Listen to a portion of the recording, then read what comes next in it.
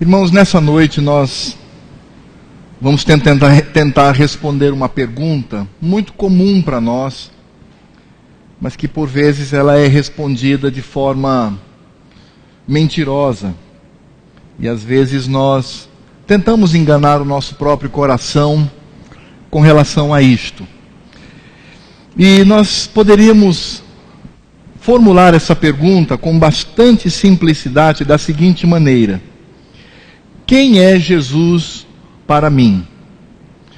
E talvez numa resposta precipitada, ligeira, as pessoas poderiam dizer: Jesus é o Senhor, Jesus é o Salvador. E alguns até poderiam dizer, de alguma maneira, Jesus é o Senhor da minha vida, Ele é aquele que detém o controle da minha vida. Mas por vezes, quando nós pensamos um pouco mais profundamente nessa questão, nós vamos descobrir que a resposta ela pode estar equivocada.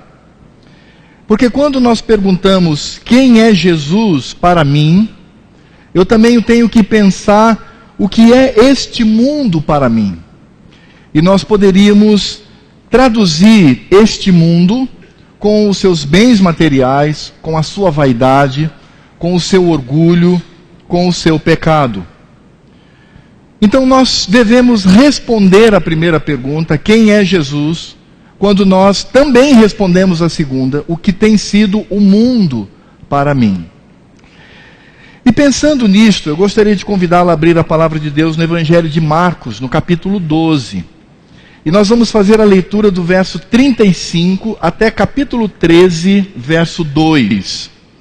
E eu acredito, irmãos, que aqui nós encontramos o que tecnicamente nós chamamos de perícope, ou seja, um capítulo que tem um início, um desenvolvimento e um fim. E parece-nos que Marcos, o evangelista, de alguma maneira, ele está tentando trazer essa pergunta ao nosso coração. Marcos capítulo 12, do verso 35 até 13, verso número 2. E diz assim a palavra do Senhor: Jesus, ensinando do templo, perguntou: como dizem os escribas que o Cristo é filho de Davi? O próprio Davi falou pelo Espírito Santo: disse o Senhor ao meu Senhor: assenta-te à minha direita até que eu ponha os teus inimigos debaixo dos teus pés. O mesmo Davi chama-lhe Senhor. Como, pois, é ele seu filho? E a grande multidão o ouvia com prazer.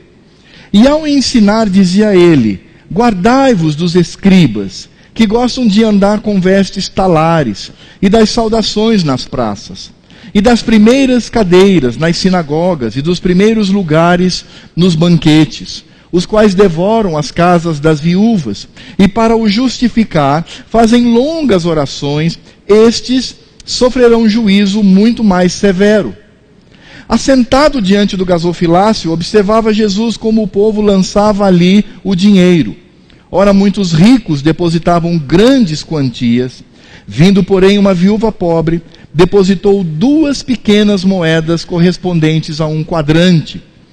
E chamando os seus discípulos, disse-lhes: em verdade vos digo, que esta viúva pobre depositou no gasofilácio mais do que o fizeram todos os ofertantes. Porque todos eles ofertaram o que lhes sobrava. Ela, porém, da sua pobreza, deu tudo quanto possuía, todo o seu sustento. Ao sair Jesus do templo, disse-lhe um de seus discípulos: mestre, que pedras, que construções! Mas Jesus lhe disse: vês estas grandes construções? Não ficará pedra sobre pedra que não seja derribada. Oremos mais uma vez. Nosso Deus e Pai, nós louvamos o Teu santo nome por esta porção da palavra. E ela de fato deve inquietar o nosso coração da mesma maneira como esta palavra inquietou o coração daqueles que ouviam o Senhor Jesus. Ensina-nos, ó Deus, a Tua palavra. Guarda a Tua lei no nosso coração para não pecarmos contra Ti. Poderíamos até perguntar até quando o Senhor falará ao nosso coração e nós na recepção desta palavra, a recebemos com dureza. Ó Deus, por isto, amolece o nosso coração, abre a nossa mente, para que haja edificação, construção, através do quebrantamento, através de uma reflexão sobre como tem sido a minha vida contigo. Dá-nos, ó Deus, a visão da eternidade. Como nós somos ludibriados, entorpecidos, embriagados com este mundo passageiro, vão. Como nós nos apegamos àquilo que é pó, àquilo que dilui. Dá-nos, ó Deus, a visão da eternidade. É o que nós te pedimos, por favor, em nome do Senhor Jesus. Amém.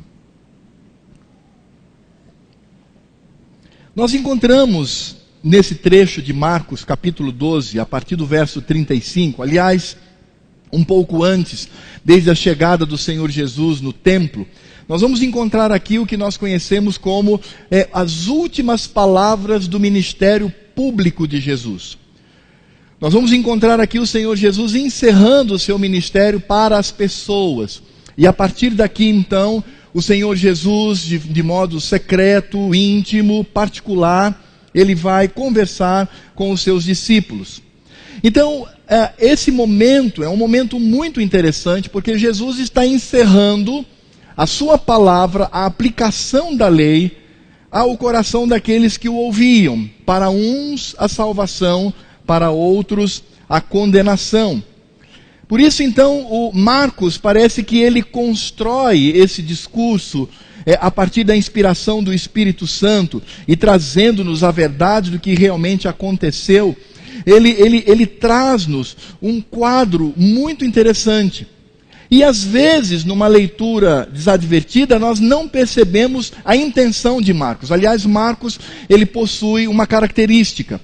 Sempre Marcos ele vai trazer o ensino da lei, obviamente através do ensino do Senhor Jesus, e depois então ele faz uma, duas aplicações práticas, ou seja, ele vai aplicar aquilo que ele disse. E é exatamente isso que nós vamos encontrar, porque todo o discurso de Jesus com aqueles homens da lei, aqueles mestres, dizia respeito ao senhorio de Cristo. É por isso que aqui nós vamos encontrar três contrastes interessantes. Nós vamos encontrar aqui, por um lado, os mestres da lei, nós vamos encontrar uma viúva pobre, e depois vamos encontrar a contemplação do templo de Jerusalém. E nesse sentido, então, nesse contraste, nós vamos perceber o início daquilo que Marcos coloca do verso 35 ao verso 37. E aqui o que Marcos está fazendo? Ele está, de fato, formulando essa pergunta: quem é Jesus?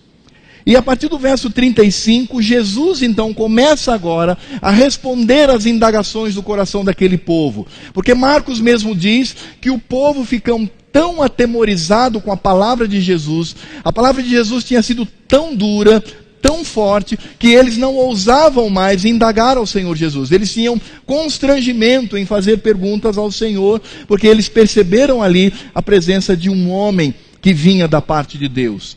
E aí então o Senhor Jesus, olhando para essa situação, ele mesmo começa a responder a essas perguntas. E no verso 35 ele diz assim: Jesus, ensinando no templo, perguntou: como dizem os escribas que o Cristo é filho de Davi?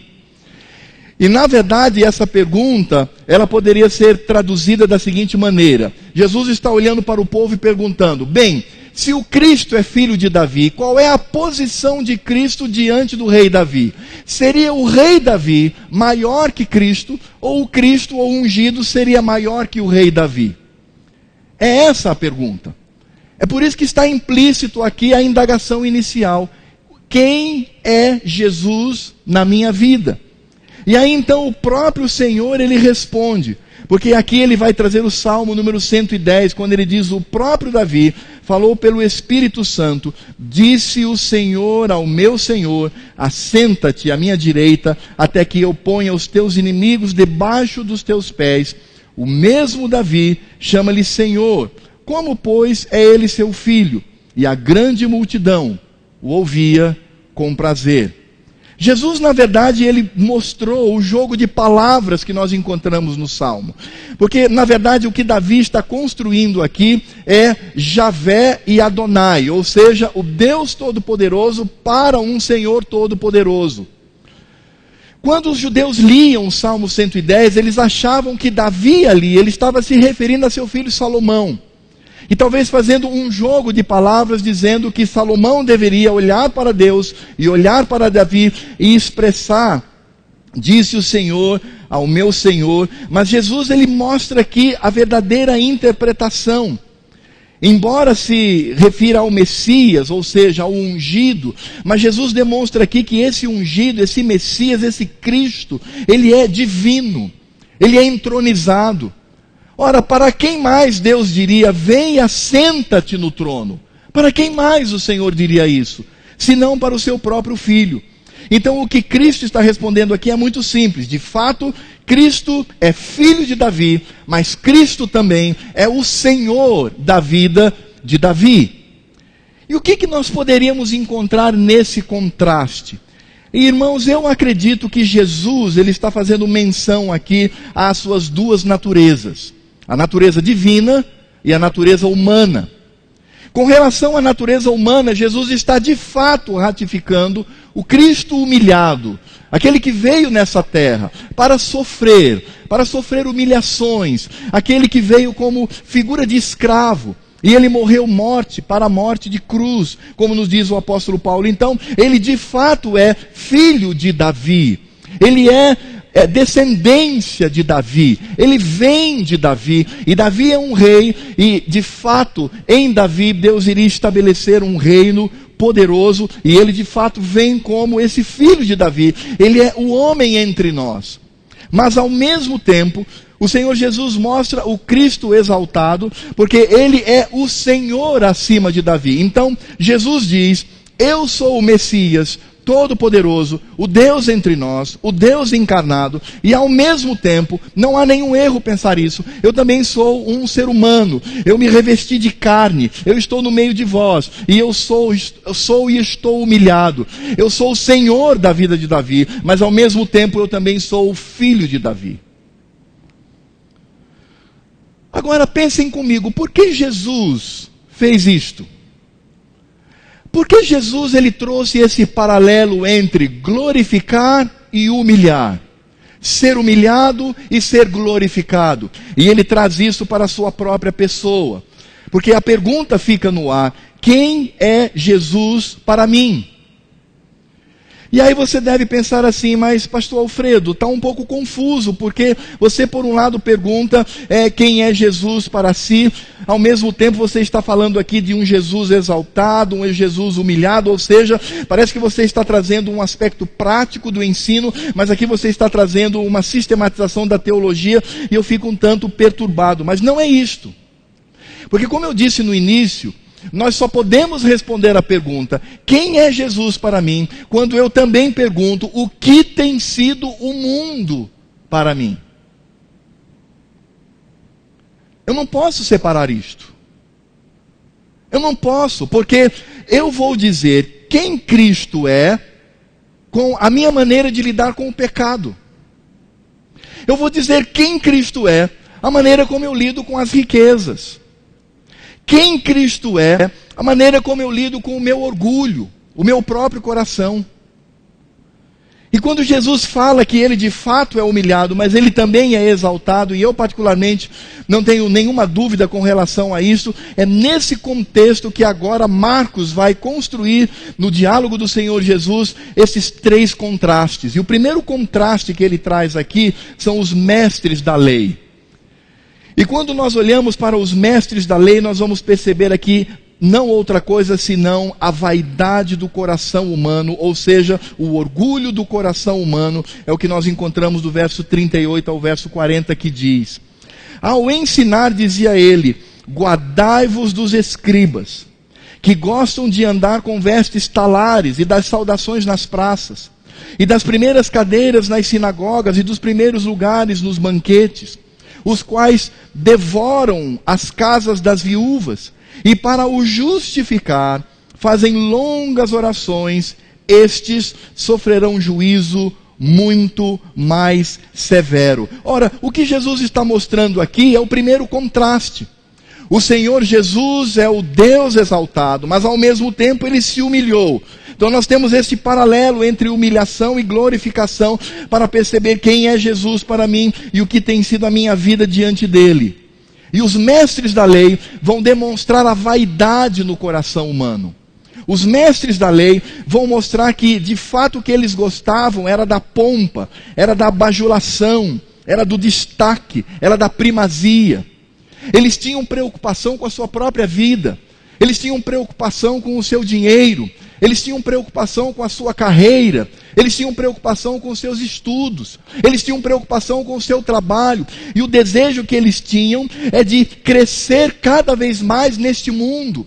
Se eles eram funcionários públicos, eles deveriam crescer enriquecendo-se. Se eles eram comerciantes, eles precisavam crescer enriquecendo. Se eles eram intelectuais da época, eles deveriam ser reconhecidos como homens inteligentes, homens que tinham conhecimento. Na verdade, o que eles queriam não era outra coisa senão crescer neste mundo. Ou seja, utilizar os subsídios, o próprio lixo, a própria escória desse mundo, e a partir desse lixo, dessa escória, de tudo que existe, eles queriam crescer na sua vida.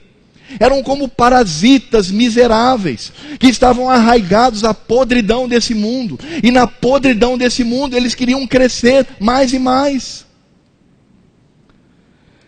E vejam que o Senhor Jesus, Ele traz aqui uma palavra que é gancho para o que Ele vai dizer a seguir. Diz que estes homens, eles também exploravam as viúvas. Eles não tinham escrúpulo. Eles não tinham piedade no coração. Eles eram como um trator, como um rolo compressor. E não importa se na minha frente está uma viúva miserável. Se eu tenho que conseguir, se eu tenho que ganhar, se eu tenho que crescer, eu vou esmagar, eu vou triturar, eu vou acachapar essa viúva. Eu vou destruí-la. Porque o que importa é a minha vida. O que importa é o meu status. O que importa é a minha fama. O que importa é o que eu sou, em detrimento das pessoas. E irmãos, eu não quero de forma nenhuma forçar o texto aqui, de forma nenhuma. Eu quero expô-lo com fidelidade.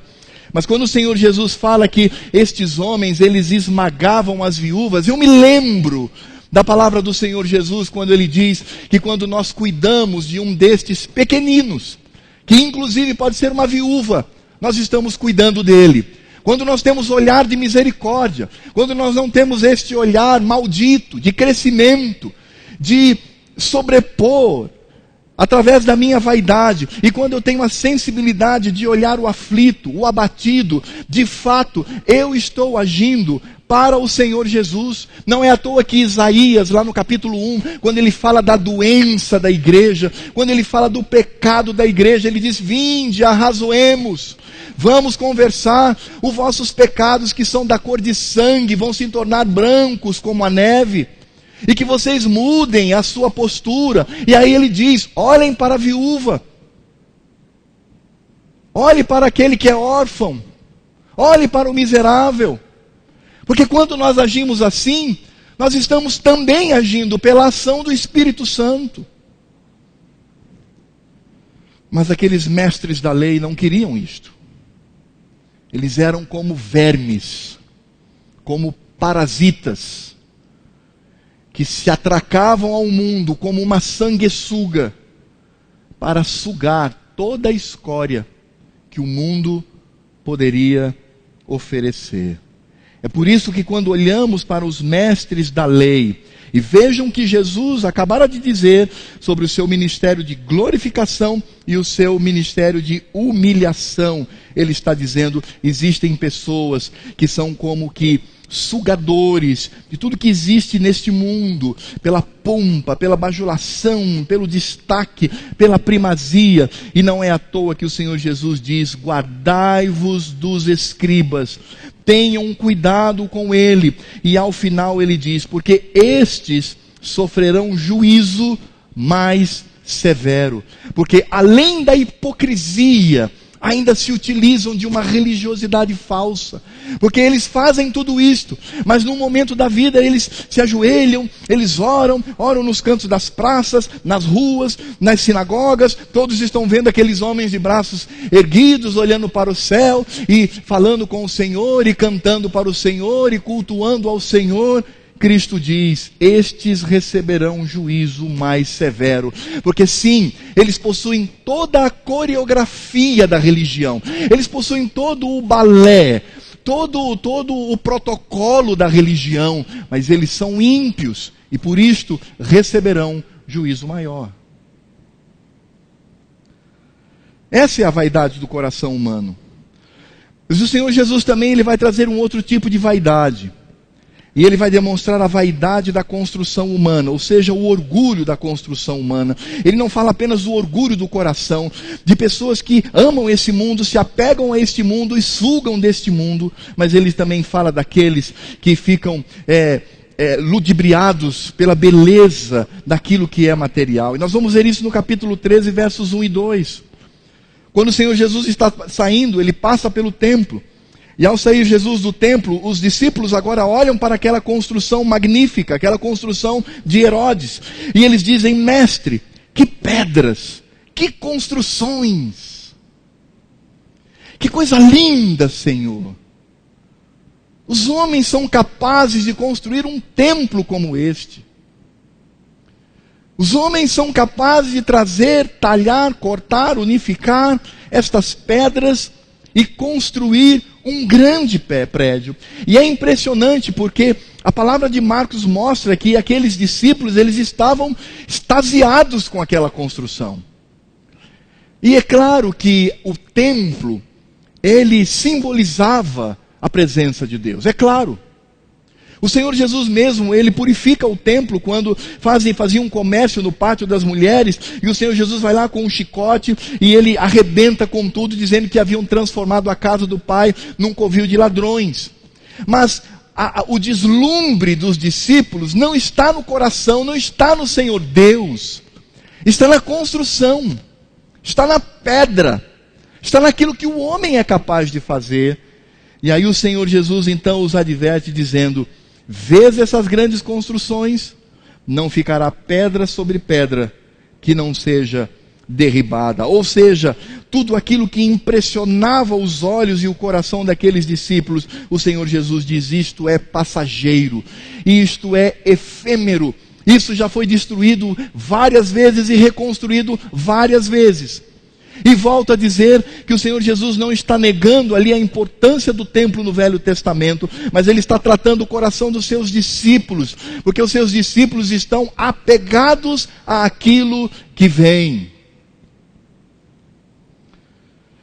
E sem dúvida nenhuma, nós encontramos aqui aquilo que poderíamos chamar de o deslumbre daquilo que o homem pode construir. É por isso que Jesus estabelece aqui um problema muito grave. Porque aqui nós estamos considerando aquilo que é importante para nós e aquilo que tem menor importância.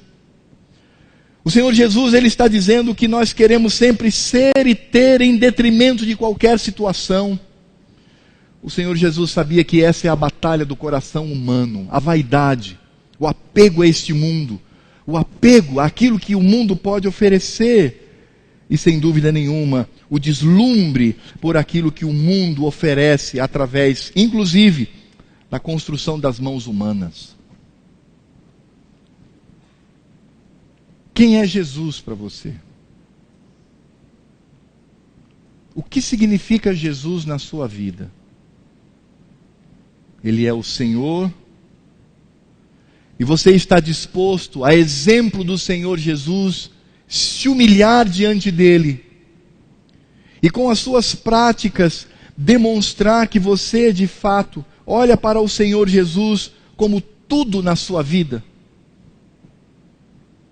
O que te traz mais alegria? O Jesus ou tudo aquilo que o cerca como oferta deste mundo? E é nesse contexto, irmãos, que eu entendo a palavra do Senhor Jesus com relação à viúva, que nós percebemos aqui do verso 41 ao verso 44. Em meio a tudo isto, o Senhor Jesus diz: assentado diante do gasofilácio, observava Jesus como o povo lançava ali o dinheiro. Ora, muitos ricos depositavam grandes quantias. Vindo, porém, uma viúva pobre, depositou 2 pequenas moedas, correspondente a 1 quadrante. E chamando os seus discípulos, disse-lhes: em verdade vos digo, que esta viúva pobre depositou no gasofilácio mais do que o fizeram todos os ofertantes. Porque todos eles ofertaram do que lhes sobrava. Ela, porém, da sua pobreza, deu tudo quanto possuía, todo o seu sustento.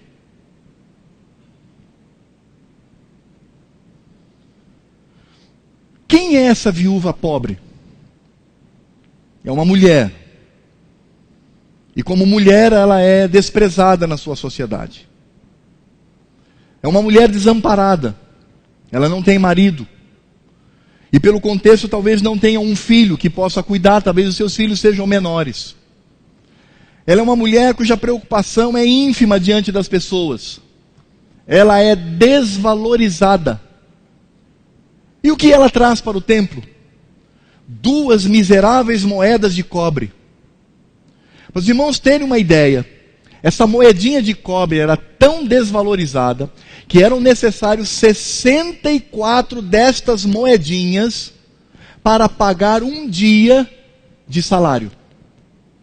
E olha que o Império Romano não era dadivoso, não era generoso no pagamento do soldo, no pagamento do salário das pessoas. Mas aquela mulher, ela traz 2 moedinhas. Uma delas tinha o valor ínfimo. Então eu tinha que trazer um saco inteiro para ter a validade de um dia de trabalho, que já não era muita coisa.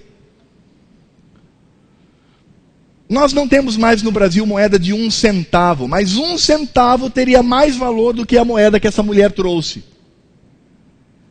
É como se alguém colocasse uma tampinha de garrafa. E quando os diáconos então vão retirar o dinheiro, o que essa tampinha de garrafa está fazendo aqui? Não, mas ela tem um valor comercial. Se eu for talvez no ferro velho, em algum lugar, eu vou conseguir talvez 1 centavo, ou talvez cada 5 tampinhas valha 1 centavo. Não, joga isso fora. Isso não tem valor nenhum. O que tem valor são essas notas aqui, esse dinheiro. Claro que naquela época não existiam cédulas, mas apenas contextualizando, essa cédulazinha azul aqui, essa aqui, não essa aqui, 2, mas essa que tem 100, essa aqui, isso é beleza, a de 50, mas que bênção, porque as pessoas estão doando, estão dando para o Senhor, estão refletindo com o seu dinheiro aquilo que sentem de Deus, e é impressionante, irmãos, que o Senhor Jesus, no momento em que aquela mulher colocou na trombeta, porque os gasofilácios naquela época recebiam o nome de trombeta pelo seu formato, quando ela joga 2 moedas, o que equivalia a 1/30 avos mais ou menos de um salário diário, o Senhor Jesus disse: vocês estão vendo isto? E talvez Jesus poderia perguntar: quem vocês acham que deu e contribuiu mais com o reino de Deus? Talvez Pedro, que era impulsivo, poderia dizer: aquele que deu um saco de moedas de ouro. Esse contribuiu muito. Já imaginou quanto é que nós podemos investir na obra missionária? Quanto nós podemos investir na construção da nossa igreja? Quanto nós podemos investir no salário dos pastores? Quanto nós podemos investir em tudo que existe? Esse sim, que beleza! E o Senhor Jesus olhou para eles e disse assim: eu vou dizer uma verdade para vocês. Essa mulher desprezada, que colocou 2 tampinhas de garrafa dentro do gasofilácio, ela deu muito mais do que todos os ofertantes que trouxeram dinheiro. E a resposta é muito tranquila, porque aos olhos humanos, como eu disse, essa mulher era desamparada, era pobre, a sua oferta era desprezada, uma moedinha sem valor nenhum. Eles não tinham o trabalho, se carregavam o dinheiro, se uma daquelas moedas caísse, não, deixa aí, para que vai pegar isso? Vamos levar o dinheiro maior para que possamos contar. E vejam que aqui essa mulher, ela está contrastada com os ricos, e com os diante dos ricos, dos homens que buscavam prestígio, dos homens que buscavam no seu trabalho crescimento, dos homens que buscavam projeção naquilo que queriam realizar. Aquela mulher aos olhos humanos era ninguém, porque ela era desprezada e ela não tinha chance nenhuma neste mundo. Você já pensou que situação triste alguém não ter mais nenhuma chance neste mundo?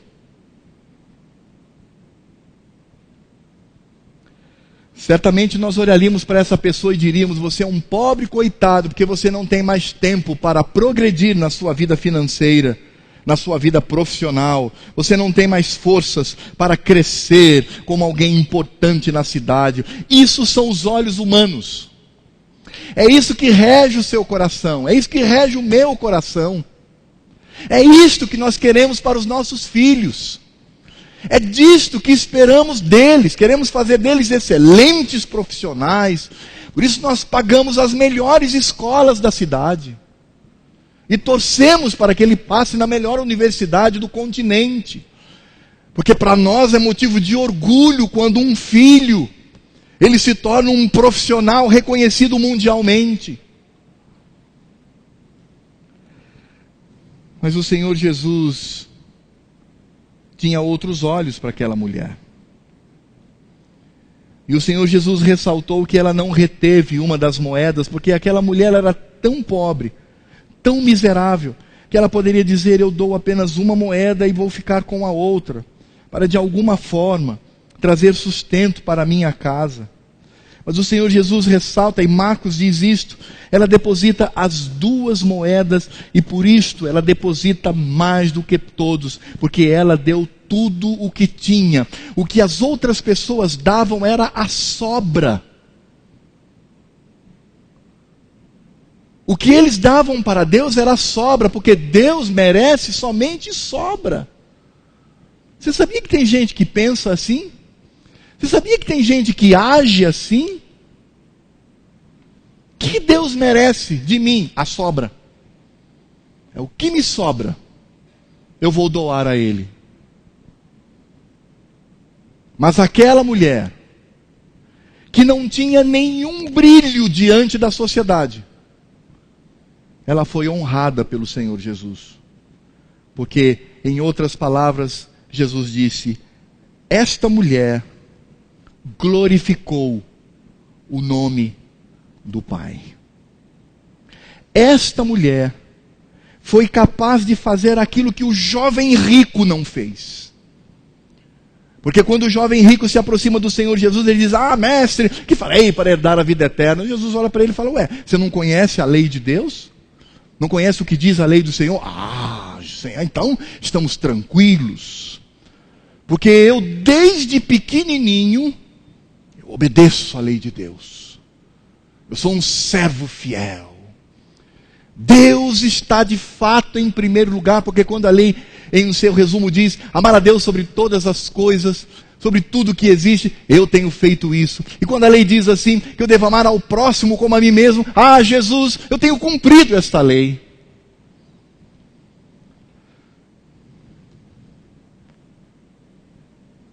Jesus olha no fundo dos olhos daquele jovem e diz: é mesmo?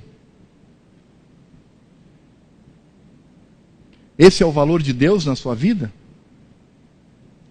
Então façamos o seguinte: vai, vende tudo o que você tem, entrega aos pobres, depois vem e siga-me.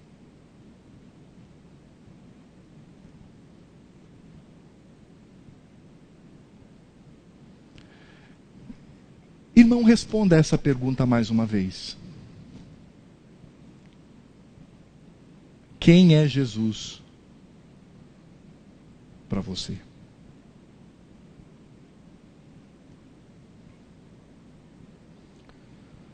O contraste aqui é muito claro. O contraste é este: o que eu dou ao meu Senhor demonstra o que Ele tem sido para mim. O que eu tenho concedido ao meu Deus mostra aquilo que Ele significa na minha vida. O que eu dou ao Senhor, ou é a sobra, ou é tudo que tem. Não há meio termo. Não existe meio termo entre doar tudo a Deus e dar a sobra. Não, pastor, existe um meio termo aí. Eu posso não dar a sobra, mas eu posso não dar tudo para o Senhor. Não existe. Ou o seu tempo é de Deus, ou o seu tempo é do mundo. Ou o seu bendito dinheiro é de Deus, ou o seu maldito dinheiro é do mundo. Ou a sua inteligência é de Deus, ou a sua burrice, aclamada por este mundo, pertence ao mal. Irmãos, o que é dar a sobra para Deus? O que é dar sobra para Deus? Sabe o que é sobra? Você tem um cãozinho em casa. E depois a família come. Você vai dar a primazia para o seu filho, e faça isto. Você vai dar a primazia para o seu cônjuge, e faça isto. Você vai dar a primazia para as pessoas que estão ao redor da mesa, e faça isso. Depois sobra comida. Aquela sobra ninguém mais vai comer. Então você pega aquela comida, você junta tudo num tacho, coloca num prato, lá no chão, no canto da casa, no canto da varanda, aí você chama o seu cachorro e diz, agora coma a sobra. A primazia é minha, a sobra é sua. E isso é correto. Loucura seria dar a primazia para o cão e você comer o resto dele. Não faça isso, irmão. Por favor. A sobra é dele, a primazia é minha. Agora, quando você contrasta a sua vida com Deus, e quando você descobre que você está dando sobras para Deus, você está comparando Deus a quê na sua vida? Porque ninguém pode brincar de crente. Ninguém pode brincar de cristão. Ninguém pode brincar com estas coisas. Quando um filho chega para o pai e diz assim, pai, eu quero dedicar a minha vida totalmente ao Senhor. Ah, que beleza, meu filho. Que beleza, minha filha. Pois é, pai, eu quero ir para o Instituto Bíblico Seminário. Oh, que bom, meu filho. Pois é, mas depois eu quero trabalhar no campo missionário. Opa, meu filho, vamos conversar. Pois é, e onde eu quero trabalhar é a Coreia do Norte. Pai, com certeza eu vou viva, mas eu voltarei morta. O que esse pai vai dizer para a sua filha? Vai dizer, filha, excelente coisa você escolheu. Eu me sinto como Abraão. Eu me sinto como Abel. Eu me sinto como aqueles que doam a primazia para o Senhor. E eu estou de alguma forma doando sua vida preciosa para o Senhor. Porque o Senhor vale muito mais que isto. Qual é o pai e a mãe que tem coragem de dizer isto ao seu filho?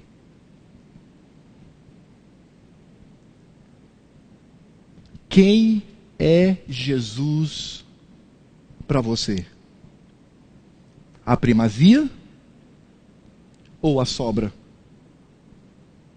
Porque quando nós olhamos para o Senhor Jesus como aquele que é o glorificado, aquele que é o Deus Todo-Poderoso, e percebemos que sendo Deus Ele se humilhou por amor a nós, isso nos faz com que nos ajoelhemos diante dEle e enchamos o nosso coração de temor, e façamos com que a nossa mente, ela tenha um único objetivo, glorificar ao Senhor, porque eu sei que se eu quero ser o primeiro, eu tenho que ser o último, se eu quero ser exaltado, eu tenho que ser humilhado, eu sei que se uma pessoa bater no meu rosto, eu devo mostrar ao outro lado, se uma pessoa me obriga a andar 1 milha, eu ando com ele 2, porque esse é o princípio do reino de Deus, é amar ao Senhor sobre todas as coisas, e ao próximo como a mim mesmo.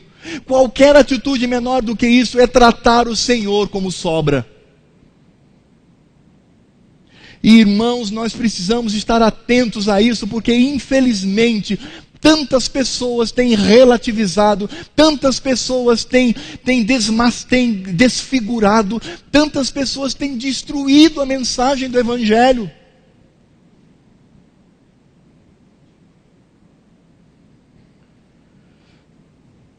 E eu quero concluir fazendo esta pergunta ao seu coração. E eu quero que você saia daqui constrangido com essa pergunta: quem é Jesus para mim? E como eu disse no início, a resposta a esta pergunta diz respeito ao que tem sido o mundo para mim. Por isso nós poderíamos perguntar também: o que tem enchido o meu coração de alegria? Os meus negócios ou o reino de Deus? O que deslumbra os meus olhos? São as construções efêmeras deste mundo, ou o princípio de que Cristo é o prédio, é a pedra que fundamenta esse prédio, e eu estou como um tijolo neste reino, para a glória do meu Deus? Para responder quem é Jesus para mim, eu também preciso responder que parte da minha vida eu estou doando ao meu Senhor, com relação ao tempo, com relação à inteligência, com relação ao trabalho, com relação ao amor. Que parte eu estou doando ao Senhor? E sabe, irmãos, se nós formos honestos nesta noite, nós vamos descobrir que temos dado muito mais sobra para o Senhor do que a primazia.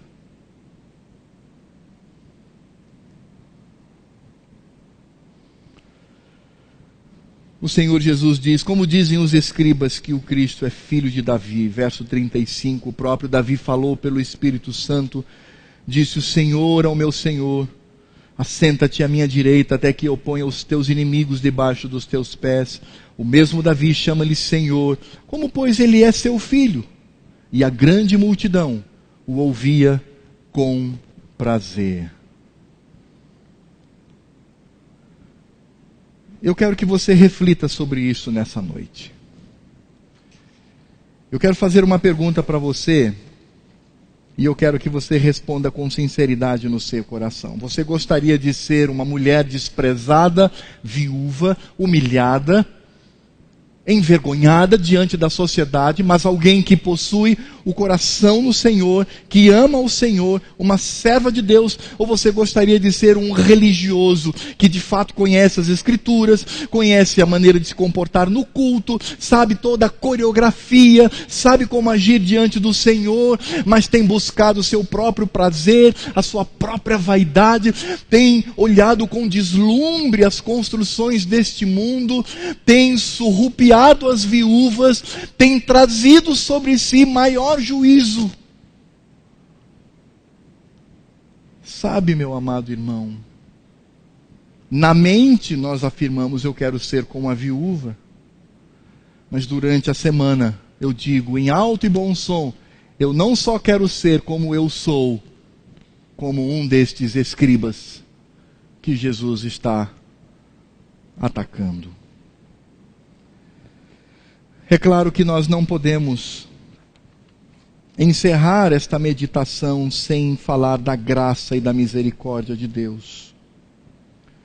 Todas as vezes que o Senhor fala ao nosso coração, Ele está mais uma vez dispensando a sua graça. E o que Deus está dizendo é: mais uma vez, Alfredo, eu estou advertindo sua vida a que tipo de cristianismo você vive. Mais uma vez, eu tenho a oportunidade de usufruir da graça, da misericórdia e do amor, onde eu posso, com o meu coração cheio de alegria, responder: quem é Jesus para mim? Jesus é o Senhor da minha vida. Curve a sua cabeça e vamos orar ao Senhor. E eu de fato não sei como você está diante do Senhor Jesus nessa noite. Eu não sei como tem sido sua vida, mas eu quero repetir as palavras de Isaías, quando o próprio Deus diz assim: venha, vamos conversar, vamos arrazoar. Os seus pecados, que são vermelhos como o sangue, como a escarlata, podem se tornar brancos como a neve. O Senhor Deus diz ao nosso coração: eu sou capaz de purificar o seu interior. E eu tenho graça e misericórdia e amor suficientes para isto. Por isso eu quero que você saia daqui, irmão, edificado e desafiado a uma vida melhor com Deus.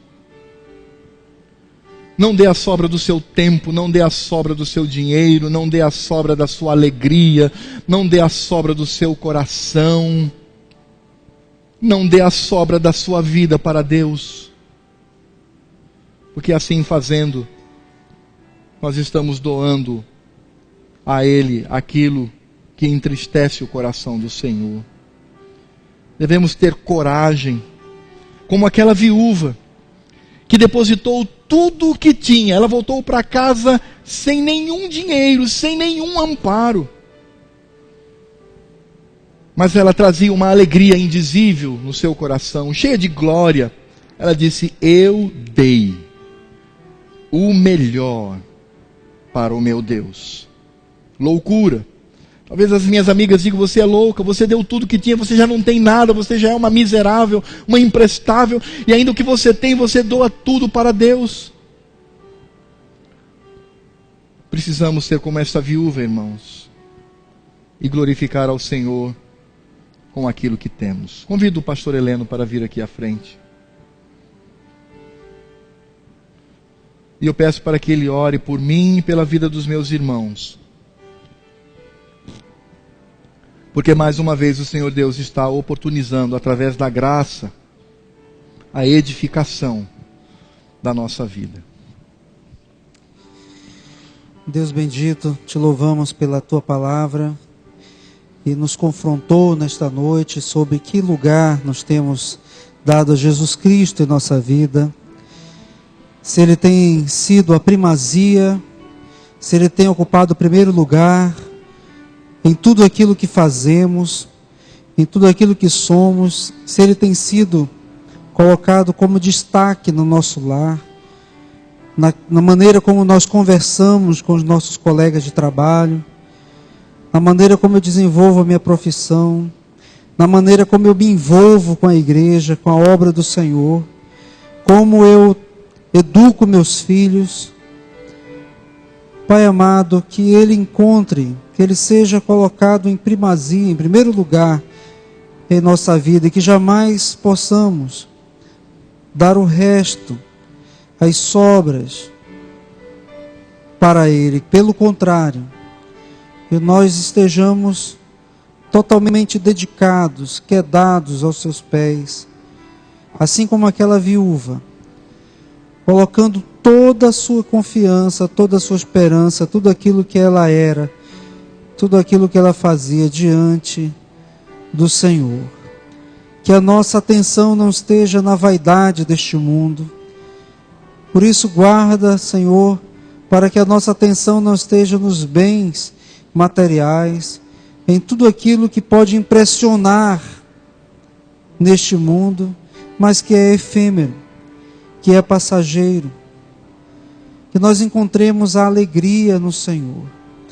Nós confessamos, Pai, que tantas vezes temos deixado o Senhor de lado, o Senhor Jesus, o Deus de toda glória e de toda graça, e temos olhado tanto mais para nós mesmos. Por isto, Senhor, vem inundar o nosso coração desta graça bendita, e que nós estejamos sempre buscando fazer a Tua vontade, o Teu querer. Que o Senhor seja encontrado sempre como destaque em nosso ser. Assim eu oro por cada irmão aqui, por cada um de nós, por mim, Senhor, para que esta seja a realidade na nossa vida. Realidade de servos que têm o Senhor como único Senhor de suas vidas. Assim nós oramos e mais uma vez agradecemos por tudo aquilo que o Senhor nos falou nesta noite. E pelo convite gracioso do Senhor, de arrazoarmos, e por fim nos rendermos ao Senhor. Em nome do Senhor Jesus. Oramos. Amém.